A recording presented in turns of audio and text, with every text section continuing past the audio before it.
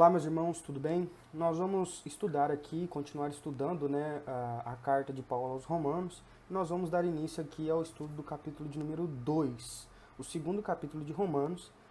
Você pode pausar o vídeo e ler aí na sua casa esse capítulo, mas eu gostaria de que você apenas refletisse comigo aqui no versículo 11, que diz assim: porque para com Deus não há acepção de pessoas. Nós vamos trabalhar nesse versículo como sendo o versículo-chave do capítulo 2. E eu quero que você entenda o contexto, entenda mais ou menos como que funcionava naquela época, para que você possa ter uma leitura mais compreensível desse capítulo. Então, nós vamos estudar rapidamente, por conta que nós estamos no vídeo, né? Mas é mais ou menos assim. Nós entendemos, no capítulo 1, que Deus vai revelar a sua ira, vai julgar os gentios, aqueles que não conhecem a lei de Deus, aqueles que não experimentaram da revelação especial. Ele vai julgar essas pessoas através da revelação geral, a natureza, a criação e tudo mais. Então, a revelação geral, ela é viável para condenação, mas ela não é viável para salvação. Ela é fundamental para a condenação, mas ela não é fundamental para a salvação. A salvação ela é baseada na graça, na revelação especial de Deus. É claro que a pessoa, aquele índio que está no meio de uma tribo e tal, Deus pode se revelar àquele índio através da natureza de maneira especial para ele, ou seja, que ele compreenda o Evangelho, que ele compreenda o Deus Criador, o Cristo Salvador. Ele precisa de uma revelação especial de Deus. Mas nós não vamos entrar nesse mérito dessa questão, só para que a gente entenda que o apóstolo Paulo estava falando com um grupo de pessoas que tinham um entendimento de que os gentios, aquelas pessoas que não faziam parte da aliança de Abraão, eles não tinham acesso à lei de Deus, eles não eram judeus, eles não eram circuncidados. Então o apóstolo Paulo tinha falado com eles no primeiro capítulo, e aí possivelmente aquele público ali, os judeus, estavam falando assim: nossa, é isso aí, Paulo, parabéns, é isso aí, tem que falar mesmo que eles vão se ferrar e eles vão se sofrer com Deus, isso mesmo. Só que aí no capítulo 2, ele já entra falando assim: olha, você judeu, você que conhece a lei de Deus, você não pode ficar se vangloriando não, porque você também, você também comete erros tão graves quanto os gentios. Você é tão indesculpável para com Deus, você não é perfeito diante de Deus, não é só porque você é filho de Abraão, não é só porque você conhece a lei, não é só porque você é circuncidado, que você é perfeito, que Deus não vai te julgar. Não, eles achavam que eles não seriam julgados. Mas o judeu naquela época, só para que você tenha um entendimento, o judeu naquela época era um dedo acusador, ele vivia acusando as pessoas que não eram conhecedores da lei. Então eles tinham conhecimento da lei, eles apontavam, ao invés deles evangelizarem, ao invés deles propagar esse evangelho, não. Eles entendiam que essa salvação ficou restrita ali para os descendentes de Abraão, e os outros que se lascassem. Era mais ou menos isso que eles tinham em mente. Então eles oravam, só para vocês terem noção, Augusto Nicodemos fala a respeito disso, que eles oravam agradecendo a Deus por eles não serem gentios, por eles não serem mulher e por eles não serem cachorro. Então eles agradeciam a Deus. Muitos daquela época diziam que os judeus legalistas, eles eram considerados o combustível do fogo do inferno. Tão grave que era esses judeus. Hoje nós temos muitos irmãos, muitas pessoas que se dizem cristãos e que simplesmente apontam os erros dos outros e acham que são isentos porque eles são crentes, porque eles são melhores do que os outros. Então nós vemos aqui no versículo 11 que Deus não vai fazer acepção de pessoas quanto a isso, né? Nós temos aqui no versículo 5 que o nosso Deus ele vai trazer um justo juízo. Nós temos um Deus que é um juiz justo. Ou seja, ele não vai isentar uns simplesmente porque eles são descendentes de Abraão. Muito pelo contrário. O versículo 6 fala que Deus retribuirá a cada um segundo o seu procedimento.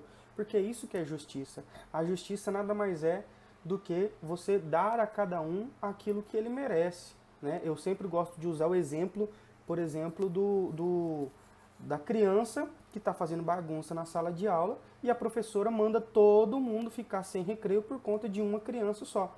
Isso não é justiça. A justiça seria só aquela criança que fez errado ficar sem o recreio. As outras crianças poderiam livremente desfrutar do recreio. Então, a justiça é dar a cada um segundo a sua medida. Então, o apóstolo Paulo ele vai trabalhar sobre isso aqui no capítulo 2. Ele vai mostrar para os judeus que se achavam superiores, ele vai mostrar que Deus ele é justo e ele vai tratar cada um segundo o que merece. É exatamente isso. Então, nós temos um Deus que ele é diferente, um juiz que é diferente dos juízes que nós vemos por aí. Esse nosso Deus, ele não aceita suborno. Esse nosso Deus, ele não aceita mentiras. Nosso Deus, ele não é imparcial. Quer dizer, ele não é parcial, ele não é só de um lado, né? Ele é imparcial. O nosso Deus, ele é um juiz que irá julgar eternamente. Se você pega um juiz aqui na Terra, o máximo que o juiz vai poder dar é uma pena de morte, ou uma prisão perpétua, ou no nosso país aí, 30, 40 anos de prisão, né? Mas o nosso Deus, no juízo de Deus, que é um juízo perfeito, cada um será julgado pelo que merece, e aí essa pena será uma pena eterna, será uma pena eterna, não terá fim, não terá fim. Então nós vemos que aí o apóstolo Paulo, ele está deixando bem claro para os judeus que todos eles também são culpados. Ninguém é perfeito aos olhos de Deus. E eles não entendiam então que o nosso Deus, o julgamento do nosso Deus, ele se daria pelas obras de cada um. E aqui vale ressaltar uma questão muito importante também. Tem dois grupos aqui. Nós temos dois grupos. O versículo 7, até o versículo 7 e o versículo 10, nos mostram que existem dois grupos. O grupo que vai receber a vida eterna. O versículo 7 e o versículo 10 vai falar sobre esse grupo que receberá a vida eterna. E no versículo 8 e 9, nós temos aqui o grupo que irá receber a ira e a tribulação de Deus. Então nós temos dois grupos, né? Esse juízo se dará em dois grupos. Um grupo que receberá a vida eterna e um grupo que receberá a ira e a tribulação de Deus. Nós somos salvos pela graça, mas nós somos julgados pelas obras. Presta atenção nisso. Nós somos salvos pela graça, mas nós seremos julgados pelas obras. 1 Coríntios, capítulo 3, versículo de 10 a 15. Depois você confere lá. 1 Coríntios, capítulo 3, versículo 10 a 15. Você vai perceber que nós somos salvos pela graça de Deus, mas nós seremos julgados pelas obras. Ou seja, nós vamos ser salvos pela graça de Deus. Aqueles que assim creem, que entregam a sua vida a Jesus Cristo como Senhor e Salvador, nós seremos salvos pelo mérito de Jesus. Não é por nada que eu faço, é sim pelo que Jesus fez na cruz por nós. Mas, no dia do juízo final, nós seremos julgados de acordo com aquilo que nós fizermos aqui na terra. Então, por isso que nós lembramos lá de Tiago, né? Tiago, capítulo 1, que vai falar que nós não devemos ser só ouvintes, mas praticantes também da palavra. E é interessante aqui a gente fazer um gancho para esse momento que nós estamos passando, né? A gente não achar que ficar brincando com o coronavírus, né? Ficar zombando aí desse coronavírus, ficar achando graça de uma situação tão terrível como essa, né? Porque são coisas que nós seremos julgados. Nós seremos julgados por essas brincadeiras. Nosso Deus, ele é um Deus justo. Ele é um Deus justo. Então, as nossas brincadeiras, que nós chamamos de brincadeiras, elas serão julgadas também diante de Deus. Nós temos que entender que Deus está olhando para nós a todo momento. A todo momento. Seja para ações boas, seja para ações ruins, ou seja para ações que supostamente nós estamos fazendo com uma brincadeirinha, mas Deus sabe o nosso coração, a nossa risadinha, que tipo de risada é essa no momento tão grave quanto desse vírus aqui na Terra. Então, depois de nós sermos salvos pela graça, nós passamos a receber o galardão. E aqui que entra a questão das obras. As obras para o crente no Senhor Jesus, para aquele que vai ser salvo por Cristo Jesus, aquele que é salvo em Cristo Jesus, ele tem um galardão. E aí vem as obras, né? E aí o Hernandes Dias Lopes fala uma frase que é assim: tem gente que vai entrar no céu com cheiro de fumaça. Ou seja, vai passar por pouco ali, né? Porque só por Cristo mesmo, é só por Cristo mesmo, porque se dependesse das obras, né? Aquela pessoa não iria para o céu. E a gente tem que repensar muito a respeito disso. Então, nós que temos acesso à graça especial, à lei especial, à revelação especial de Deus, nós seremos julgados mediante a essa revelação, né? Nós seremos julgados mediante essa revelação. Versículo 12, né? Assim, pois, todos os que pecaram sem lei, também sem lei perecerão. E todos os que com lei pecaram, mediante lei serão julgados. Ou seja, o julgamento de Deus se dará mediante ao conhecimento que cada um teve. Então, se a pessoa teve o conhecimento da graça especial, da revelação especial de Deus, que é a palavra de Deus, nós seremos julgados mediante a palavra de Deus. Aqueles que não tiveram conhecimento da palavra de Deus serão julgados mediante a criação, que nós lemos e estudamos no capítulo 1. Mas todos nós seremos julgados. O judeu naquela época era uma pessoa incongruente, né?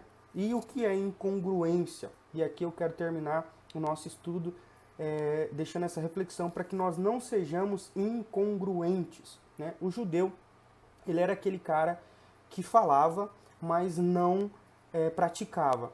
Então é mais ou menos quando você fala para alguém chega e pergunta para você: oi, tudo bem? Você tá bem? E você fala: eu tô bem. Isso é incongruência.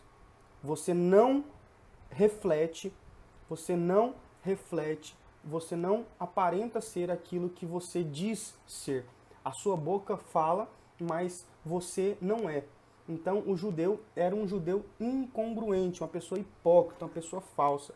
Então que nós tenhamos muito cuidado com a palavra de Deus, que nós pensemos bem a respeito disso. Nós seremos julgados pelas nossas ações aqui nessa terra. Por isso que nós devemos sim ser praticantes de boas obras. Por isso sim nós devemos ajudar as pessoas, mas não pensando que isso vai nos salvar. Porque isso não vai nos salvar. O que nos salva é a graça de Deus através de Cristo Jesus. O que nos salva é Cristo Jesus.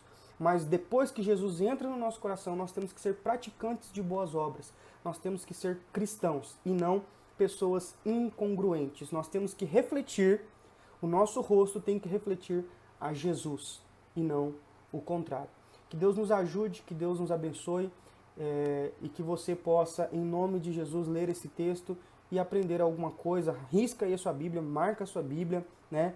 Coloca aí as palavras que são principais para você, que você acha que são fortes aí nesse texto, marca para que você reflita, para que isso fique gravado profundamente na sua mente e no seu coração.